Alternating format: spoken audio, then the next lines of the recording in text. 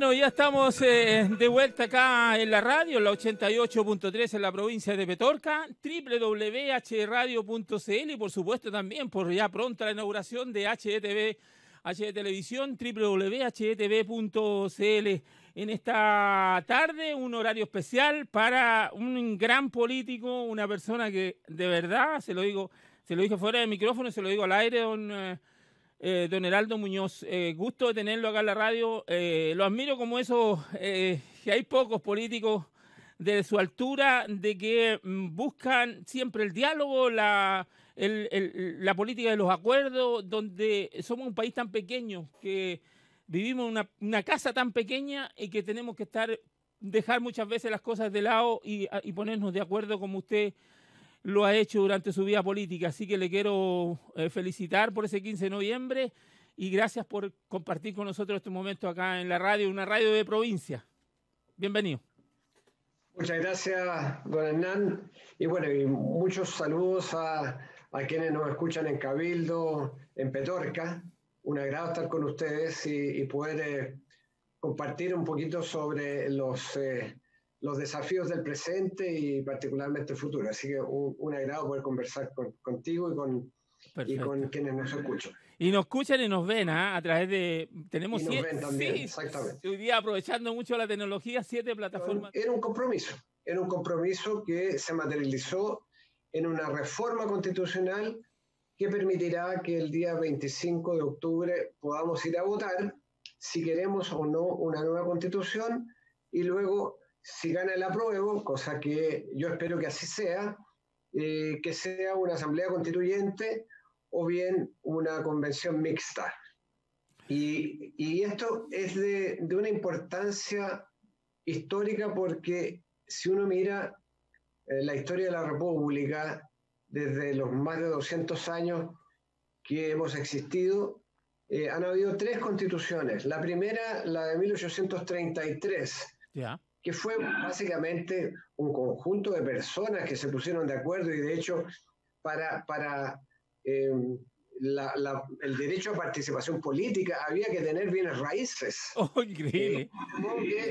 Claro, estamos hablando de 1833. No había elección directa del presidente. El presidente se elegía por un colegio electoral.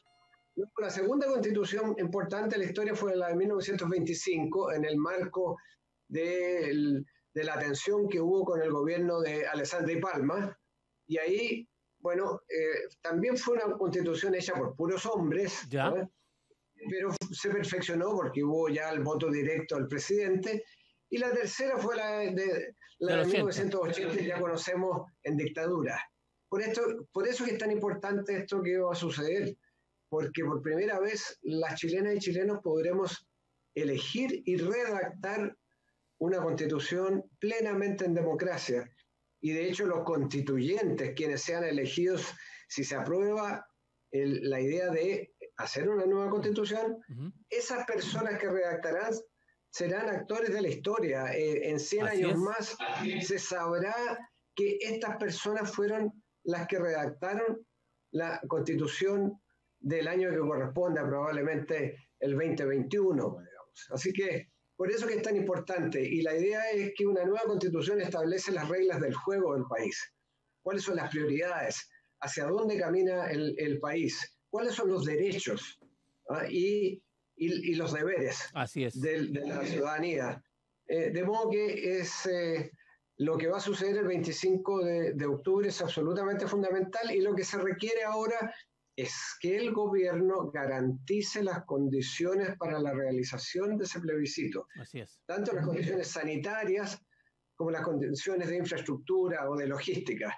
Así que sí, porque hablamos... ese es el desafío que tenemos. Sí, don Heraldo, hablamos fuera de micrófono que habíamos estado con el presidente del CERVEL acá y justamente todas las recomendaciones o en ese documento que usted me dice que le mandó, justamente él habló de eso, de una serie de medidas que se van a tomar para el 25 de octubre y que la gente entienda también de que independientemente que estamos todavía con problemas de la pandemia, es algo que está en la Constitución. Se hizo una reforma a la Constitución para esto, por lo tanto, difícilmente se pueda cambiar. Hay una dificultad tal vez que va a tener que resolver el Ejecutivo, el presidente en este caso, porque el estado de excepción dura hasta finales de septiembre, y en septiembre debería comenzar la propaganda por este plebiscito, por el tema del rechazo y el apruebo. Entonces, ¿han sabido algo sobre eso, don Heraldo? Bueno, el estado de excepción va a terminar el 18 de septiembre. ¿Ya? Y el 25 de septiembre empieza la franja electoral televisiva. Y bueno, puede que algunas de las medidas que está pensando el CERVEL, que ya se lo comunicó oportunamente al gobierno, requieran un cambio que se haga por ley o incluso un cambio constitucional.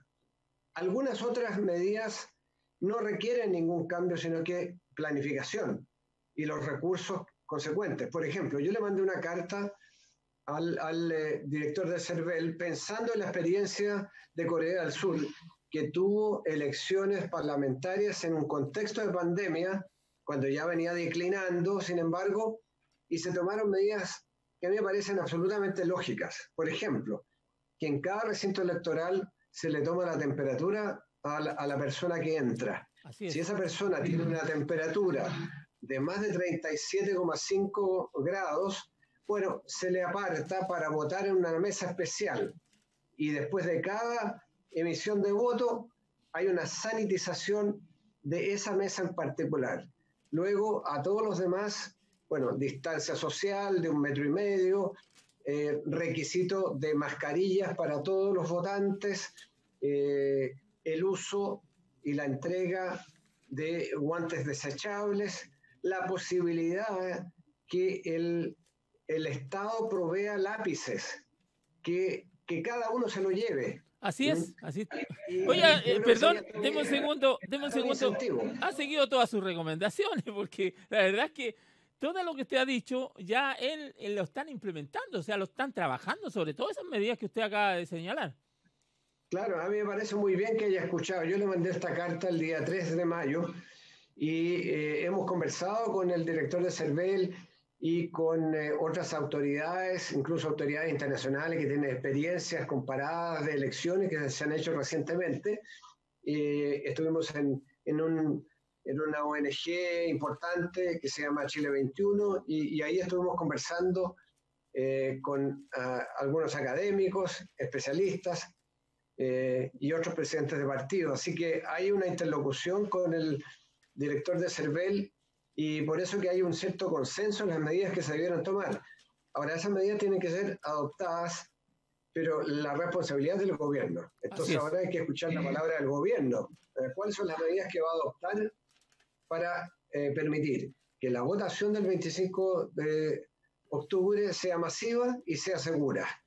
Esos son los requisitos para que tengamos un gran evento como corresponde a este hecho histórico, porque por primera vez vamos a votar si queremos o no una nueva constitución. Así es, cuando nosotros seamos ya, no hemos estado aquí, ya van a hablar, oye, esa generación estuvo en crear una constitución entre todos, porque como usted decía, en 3 constituciones anteriores y se hizo entre poca gente. La última se hizo entre 4. Entonces hoy día va a participar la gente, independientemente, nosotros respetamos, hemos recibido a todo el mundo. De hecho, en esta radio, antes de la pandemia, el año pasado, estuvo sentado aquí José Antonio Kast. Independientemente que yo tenga diferencia estratosférica con la forma que él piensa, con la forma de hacer política de él, aquí estos micrófonos se abren para todos, porque eso es la democracia. Si yo soy demócrata, tengo que escuchar a todos. Entonces está la gente por el rechazo, está la gente por el apruebo, pero yo creo que no podemos perder esta oportunidad, don Heraldo Muñoz. Es, como dice usted, una oportunidad histórica de reformar y hacer una carta magna entre todos los chilenos. ¿Por qué? Porque ahí esos 150 o 155 representantes que estén ahí por alrededor de 9 meses, prorrogarle, se va a poder alargar hasta 1 año, que puedan hacer esta nueva carta y vamos a poder ratificar eso después también. O sea, Exactamente. O sea, no puede haber más democracia, claro, no puede haber más democracia que en este acuerdo que ustedes tomaron el 15 de noviembre. Por eso yo le vuelvo a reiterar las felicitaciones a usted y a todos los presidentes de partido, porque creo que Felipe Cas estuvo conmigo también hace poco tiempo atrás. Y también conversábamos el tema con la senadora Rincón, la importancia que tiene este 25 de octubre. Y le voy a pedir que me genere algunos puentes después, una ayudita ahí, porque a partir de agosto en esta radio va a haber un programa semanal que vamos a tratar solamente el tema de el plebiscito del 25 de octubre.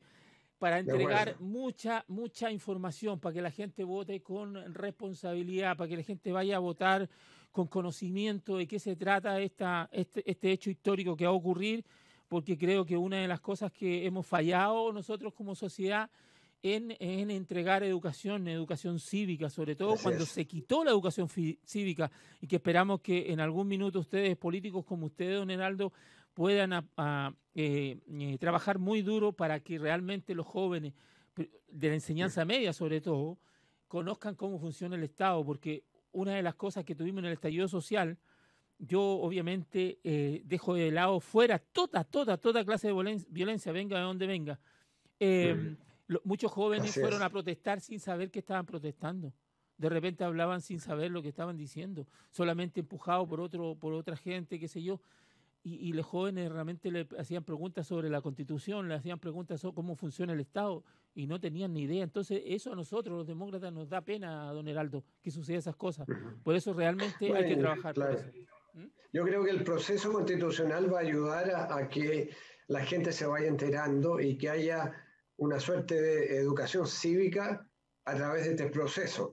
¿Qué es lo que va a pasar a mi juicio? En las próximas semanas, yo espero, o por lo menos me gustaría, que la pandemia, el contagio vaya decreciendo. Las cifras son alentadoras, pero no hay que cantar victoria, porque ya sabemos cuando se habló de retorno seguro, digamos, a abrir los malls, y el contagio se disparó.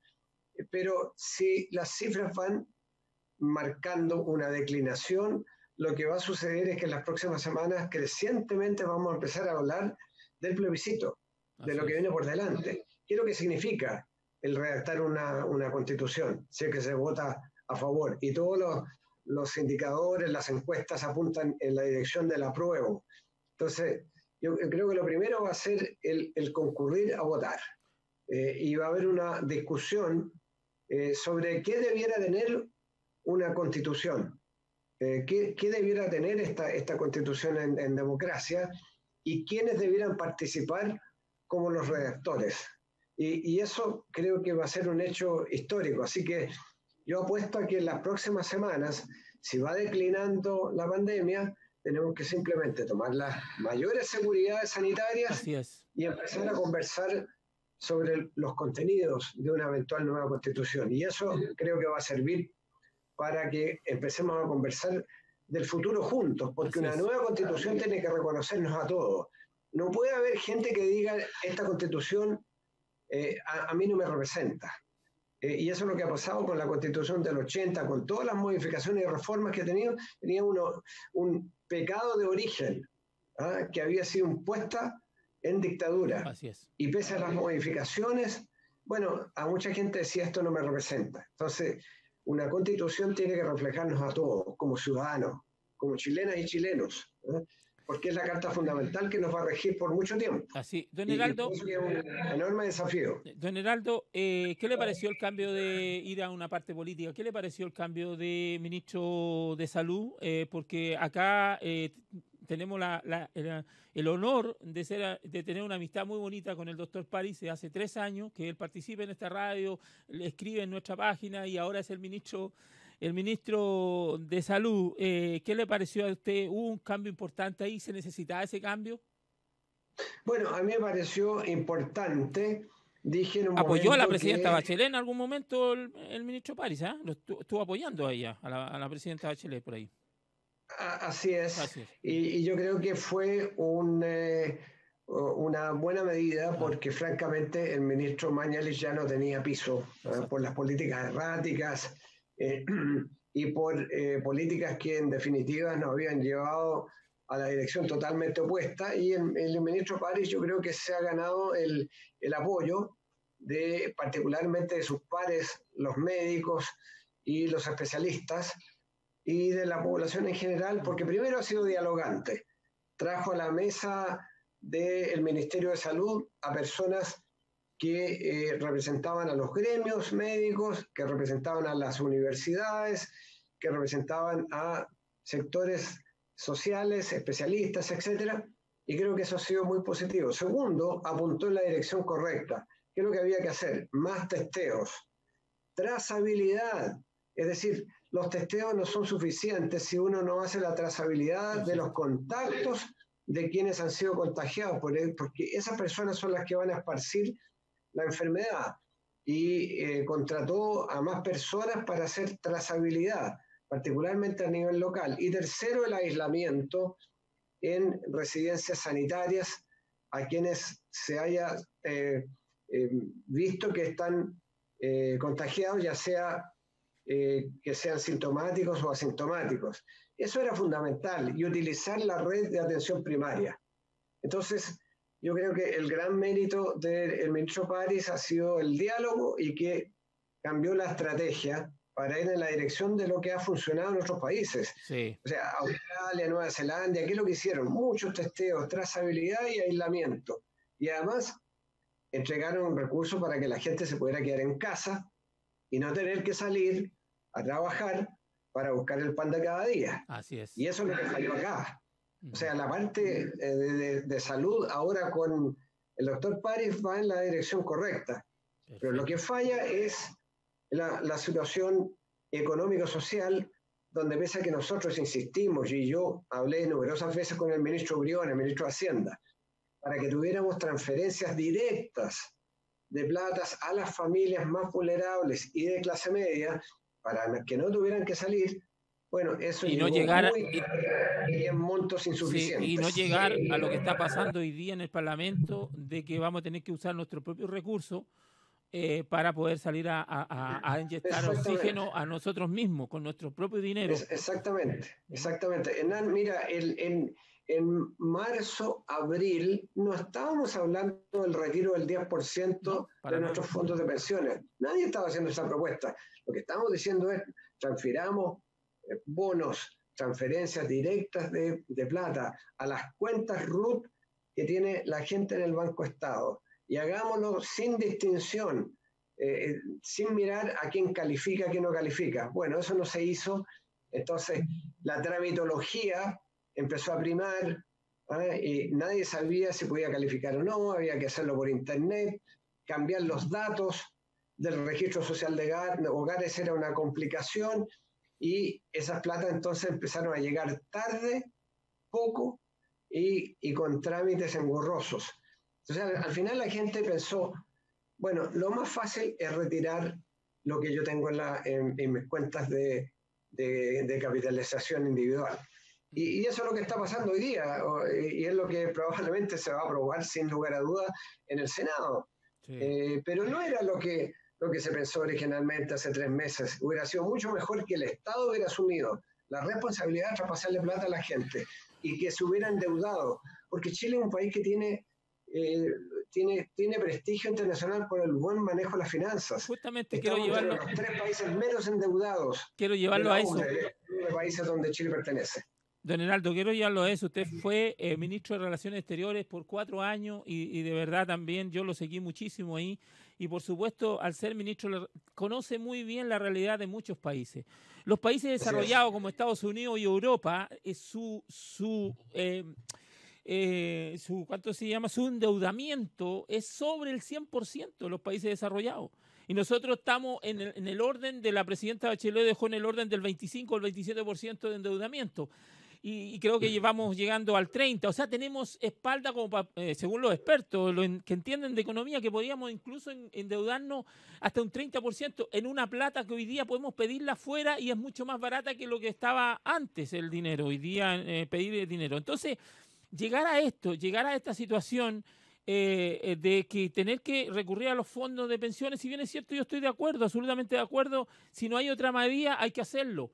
Pero hay gente que realmente hoy día la está pasando muy mal y como dice usted, el Estado, en este caso el gobierno, ha cambiado las reglas de juego minuto a minuto, ha llegado tarde y nosotros podemos endeudarlo en un 30% del PIB todavía en el Producto Interno Bruto.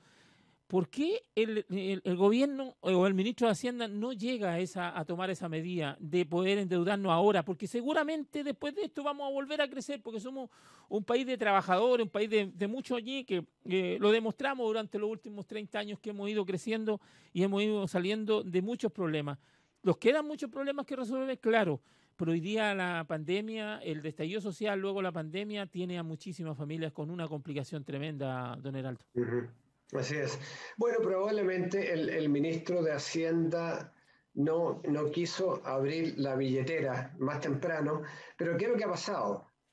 Con distintos paquetes ha terminado abriendo la billetera igual. O sea, había plata. Un IFE 1, un IFE 2, un IFE 3, el plan de la clase media protegida. Ahora, hoy día mismo ha habido otro paso más. Y al final la gente ya no le presta atención porque se empieza a enredar. Han habido tantos anuncios, pero al final ha terminado abriendo la billetera cuando tendría que haberlo hecho desde el inicio. Hay países que han colocado plata en los bolsillos de las personas de manera indiferente de si esas personas requerían la ayuda o no. Así es. En Estados Unidos le han puesto $1.200 a cada adulto. Pensando en que la mayoría lo necesitan, porque la cantidad de desempleados en Estados Unidos, como también en nuestro país, es enorme. Entonces, llegar directo, pero no focalizar, andar buscando a ver quién lo necesita. Seguramente al traspasar estas plata uno llega a personas que no lo necesitaban. Pero bueno, yo creo que ese es un costo que se puede asumir de manera excepcional. Eso no se hizo en Chile, y como tú bien dices, tenemos 30 y tantos % de deuda, ¿no? Sí. En relación al PIB. Sí. Podemos llegar perfectamente a 40 y un poco más, hasta 45. Pero ha habido temor seguramente porque el ministro está pensando en dos cosas. El ranking internacional de Chile, la evaluación de riesgo, sí. Puede significar que se afecta las inversiones futuras.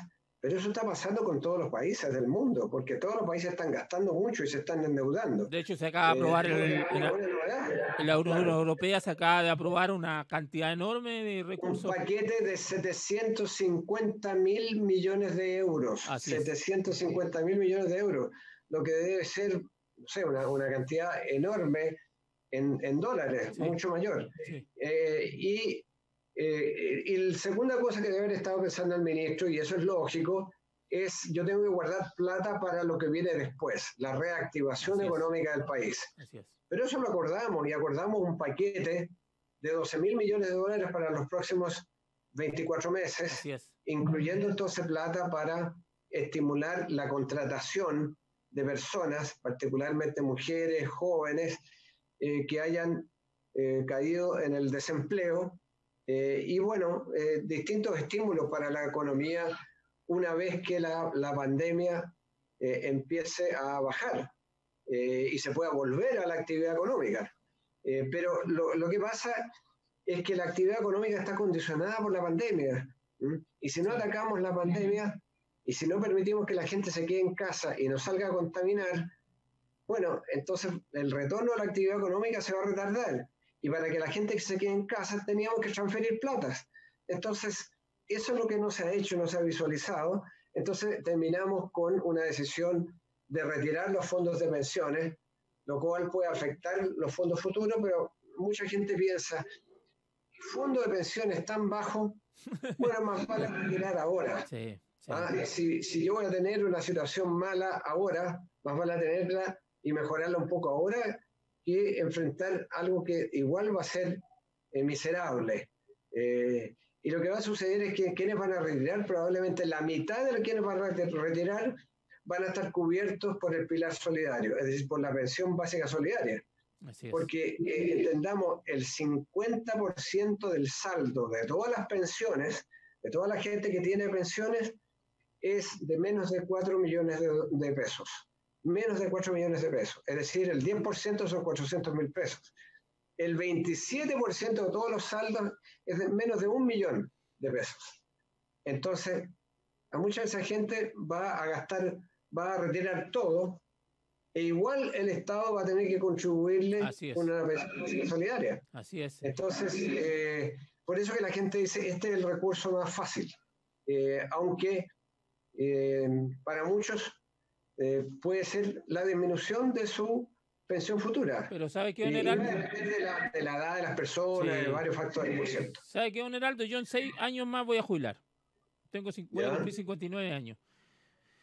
Yo prefiero tener 20 lucas. Fondo de pensión? Tengo 32 millones de pesos. Yo trabajé siempre en la minería y muchas veces en la minería informal y todo. Yo vengo del mundo de la minería. Yo he estado en el mundo de las comunicaciones de los 90, pero cuando decidimos implementar esta pyme, porque es una pyme que lo hicimos con mi mujer, ya los hijos están criados y estoy en casa, estoy en mi misma casa, el estudio está acá.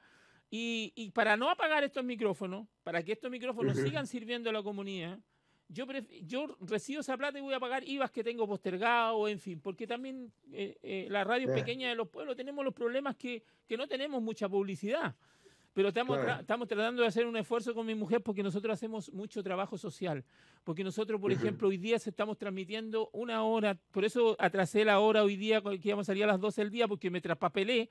El tercer programa salió hoy día, donde estamos con un programa del Departamento de Educación de la Municipalidad de Cabildo, donde estamos llegando a los niños que no tienen computación, los niños que no tienen internet. Estamos llegando con educación a través de la radio. Entonces la radio es un medio de comunicación importante. Y yo prefiero retirar esos fondos y no apagar estos micrófonos que le ayudan mucho a la gente.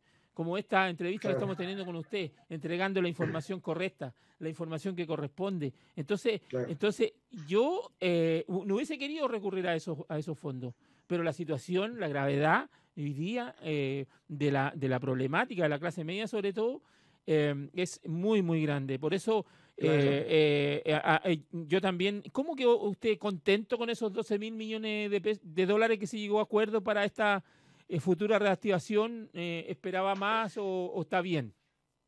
No, yo esperaba más y esperaba más además del denominado IFE 2.0, porque ¿qué es lo que le dijimos nosotros al ministro de Hacienda? Le dijimos los fondos que se traspasen en este IFE de emergencia debiera ser mínimo línea de la pobreza. Eso significa 170.000 pesos por persona. Ya. Y en una familia de 4, 450.000 pesos. Llegamos cerca de eso, pero hubo un regateo por parte del gobierno para no entregar las plata que nosotros creíamos que era necesario. Entonces terminamos acordando un traspaso de 100.000 pesos por persona, es decir, 400.000 pesos por familia de 4. Pero eso se suponía que iba a llegar para la clase media y al final las cifras hasta ahora se han distribuido esas plata alrededor de 2 millones de hogares en vez de 3,8 millones de hogares que era el cálculo que teníamos. Entonces sirvió de muy poco y llegó muy tarde. Hay mucha gente que dice, bueno, a mí no me ha llegado. Y por último, los 12.000 millones, nosotros queríamos más. Pero bueno, el gobierno partió con 10.000 millones, llegamos a 12.000 millones. Yo creo que el gobierno tiene que darse cuenta que va a tener que gastar más, que va a tener que endeudarse más para enfrentar esto, porque todos los países están haciendo lo mismo. Entonces, nosotros no podemos ser siempre el primer alumno de la clase cuando hay una emergencia, cuando se trata de una situación extraordinaria. Yo, en tiempos normales, soy de la idea de que tienen que haber un equilibrio en las platas, que tiene que haber un buen manejo de la economía, de que tiene que haber un manejo responsable, pero creo que es irresponsable no gastar plata cuando la gente lo necesita, cuando es una situación absolutamente excepcional, cuando estamos hablando de una pandemia que no habíamos visto en 100 años. Así es. Y que no solo Chile, sino que todo el mundo. Y todo el mundo ha tomado medidas muy severas. Los países que la ha ido bien han tomado medidas severas en la parte sanitaria y en la parte económica. Y eso entonces yo creo que es una lección que no hemos aprendido bien o que estamos aprendiendo demasiado tarde. Sí, don Heraldo, le voy a robar unos 2 o 3 minutitos más porque yo sé que su tiempo es oro, pero de verdad estoy muy contento de poder recibirlo. Espero que no sea la última, espero que podamos hacer más contactos. Encantado en una próxima vez. Sí, porque la verdad es que no nos complace poder hecho el contacto con usted. Pero hay algo que también a mí hemos dicho aquí muchas veces. No metamos todo al mismo saco. Cuando yo empecé diciendo que usted era uno de los políticos que yo admiraba porque son de los políticos los acuerdos, los políticos de mirarse a la cara y decirse las cosas de frente y llegar a entenderse con el adversario político, no el enemigo político. Muchas veces hacen esa de ver al otro, al adversario, como un enemigo. Y no, son adversarios políticos, piensan distinto, quieren actuar distinto. Entonces, lo mismo los empresarios. Cuando siempre en la centro izquierda, no, si los empresarios son todos malos, son todos sinvergüenzas, son todos aquí. Resulta que, así como cuento con la amistad del doctor Enrique París, también cuento con la amistad de don Juan Sutil. Con don Juan Sutil hicimos el seminario de su proyecto Reguemos Chile, que usted sabe es un proyecto que quiere traer agua desde el sur por la precordillera. Hicimos los 12 seminarios en esta radio, con el otro caballero de Francia que pretende traer agua por el mar, por una tubería a través del mar. Y quedó la amistad ahí, quedamos conversando, y resulta que de repente, pum, salta y es el presidente de la CPC hoy día. Y él llama, y ese mismo día domingo, cuando él me dice, Nancy, ahí que estoy pensando, voy a llamar a mis amigos a reunir plata. Tengo una meta de 30.000 millones de pesos. Reunió 100.000 millones de pesos. Compraron más de 1.000 ventiladores los empresarios. ¿Qué le pareció ese acto del empresariado? Porque siempre hemos tenido una mala mirada hacia todos los empresarios y yo me di cuenta ahora con esto, bueno, lo sabía desde antes, pero que no podemos echar todo al mismo saco. ¿Qué le pareció esa actitud del mundo del empresariado? Bueno, a mí me pareció un gesto importante el de comprar ventiladores en un momento en que se necesitaban. Yo creo que fue un acto de compasión y de colaboración con la autoridad sanitaria. El problema es que, de nuevo, la política sanitaria era errada, porque en vez de tener una política sanitaria curativa, es decir, que con énfasis en los hospitales, en los ventiladores, en las camas críticas, tendría que haberse implementado una política preventiva para que los contagiados no tuviesen que llegar al hospital. Y la única manera de prevención eran los test masivos. Y acordémonos que eso no se estaba haciendo. Así es. Ni en marzo, ni en abril. En mayo se empezó a hablar de eso. Y después se dijo, tenemos más testeos que en América Latina, pero no había trazabilidad. Entonces, ¿qué sacas tú con testear si la trazabilidad, los contactos, tú no sabes quién está esparciendo el virus? Así es. Entonces, el error creo que fue centrarse en la política curativa, que requería más ventiladores, que requería más camas críticas, por cierto, y en eso los empresarios creo que hicieron una contribución importante. Ahora, yo he tenido... Y lo bueno que no lo inyectaron a través del Estado, lo inyectaron directo a la gente. O sea, también aparte de los ventiladores, inyectaron a los adultos mayores, a muchas ONG, a muchas. Entonces, lo inyectaron directo, no pasó por la plata por el Estado, porque una de las problemáticas que hemos tenido y lo hemos descubierto, bueno, hace rato que venimos, y yo lo he escuchado hablar a usted de la modernización del Estado que necesitamos urgente. Entonces, también creo que focalizaron bien los recursos también, ¿eh? Bueno, claro, y yo creo que fueron bien concretos, como generalmente son los empresarios. Ahora, necesitamos de los empresarios más que solamente contribuir generosamente con ventiladores, con mascarillas, etcétera. Yo creo que necesitamos a los empresarios para comprometerse y mirar desafíos como el retiro o el cuestionamiento del sistema de pensiones y mirarlo con una visión de futuro. Así es. Porque lo que vamos a tener que hacer es cambiar este sistema de pensiones, tener un sistema de pensiones mixto, de seguridad social, donde haya un pilar solidario muy fuerte, no solo para pensiones mínimas solidarias, sino que tengamos una entidad pública que también pueda manejar recursos, como sucede en Canadá, que pueda invertir incluso esos recursos, que sacarles la mayor rentabilidad para mejorar las pensiones. Eso va a requerir una reforma. El gobierno ya planteó una propuesta, salió de la Cámara de Diputados, ahora está en el Senado. Yo he estado conversando mucho con expertos sobre la materia y llegó la hora de llegar a un gran acuerdo para una reforma profunda, estructural. Como dijo el propio presidente, cirugía mayor del sistema de pensiones, no aguanta más como está. Y eso creo que los empresarios tienen que sumarse a eso. No decirnos, pero no toquen a las AFP. No, veamos cuál es la mejor modalidad mixta para que la gente se beneficie, tenga mejores pensiones y tengamos un sistema de seguridad social que sea equilibrado, que sea estable. De eso se trata, y hay otros países que lo han hecho, países desarrollados, que tienen mucho mejores sistemas de pensiones que el nuestro, que nos prometió que íbamos a tener una tasa de reemplazo, es decir, que íbamos a tener el último sueldo muy cercano en términos de la pensión a lo que había sido el último sueldo. O sea, nos prometieron incluso que iba a ser 100%. Así. Pero nos decían, no, algunos decían, los expertos, va a ser 80%. ¿Cuál es la realidad? Es que la pensión que estamos llevándonos es alrededor del 38% del último sueldo, y las mujeres mucho menos. Entonces, esa realidad hay que cambiarla. Así el sistema no funcionó durante décadas, y llegó la hora de cambiarlo, y hagámoslo de manera consensual. Dialoguemos sobre el tema. Veamos, sin embargo, que algunos de los cambios van a tener que ser muy profundos. Quizás va a tener que poner un techo a las utilidades de la AFP. Vamos a tener que ver, por ejemplo, la participación de los afiliados en los directorios. Vamos a tener que tener un paquete especial para las mujeres, porque las mujeres reciben pensiones extremadamente bajas, ¿no?, en comparación a los hombres, solamente porque viven más que nosotros. Entonces, hay un conjunto de medidas que hay que tomar, y que el 6% adicional de cotización, que va a tener que hacer cargo los empleadores, es decir, los empresarios, porque Chile hasta ahora es el único lugar del mundo donde los empleadores no contribuyen a la pensión del trabajador. Y además se bajó a un 10%. El antiguo sistema era un 26%.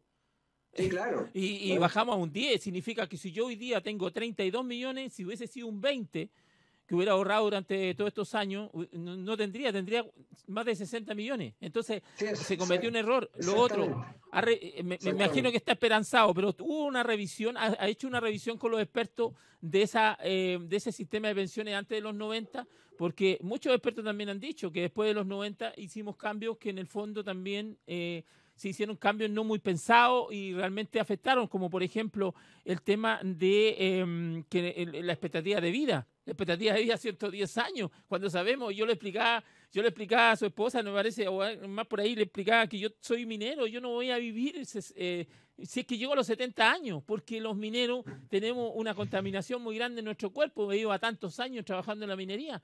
Entonces la expectativa de vida dicen que el promedio es 85 años, y si bajan solamente a 85 años, ya las pensiones subirían un 20 o un 30%.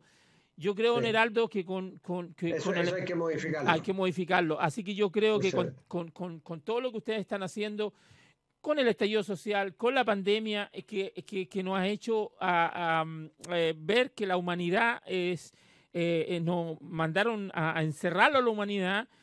Este mundo va a ser muy distinto de aquí en adelante, y creo que tenemos que tomar en cuenta todo esto que nos ha pasado y que nos está pasando, para hacer un mejor país, una mejor sociedad, donde acortar la brecha de desigualdad. Yo no digo que el día de mañana tendremos que tener lo mismo que tienen los ricos cuando dicen por ahí que todos tenemos que ser iguales. No, lamentablemente desde que el mundo ha habido ricos y pobres, pero la desigualdad tiene que acortarse porque somos uno de los países más desiguales del mundo.